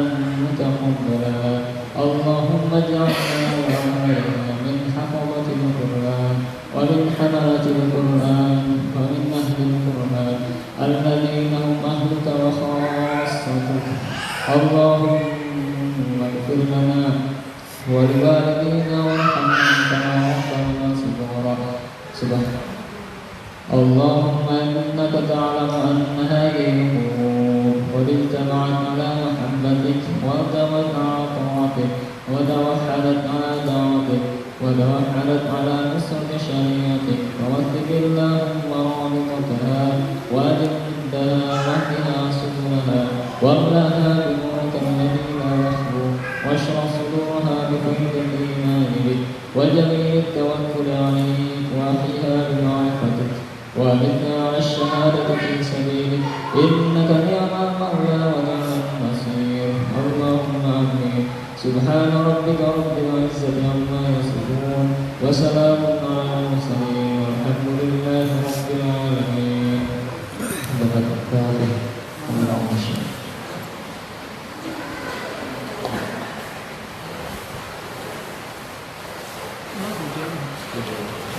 Alhamdulillah acara selesai dilaksanakan. Mudah-mudahan apa yang disampaikan oleh Gubernur bisa bermanfaat untuk kita semua dan bisa kita terapkan dalam kehidupan kita dan bisa kita terapkan dalam menjalin hubungan kita antara santri, baik itu dengan santri ataupun dengan orang tua. Itu saja. Kita tutup dengan hamdalah.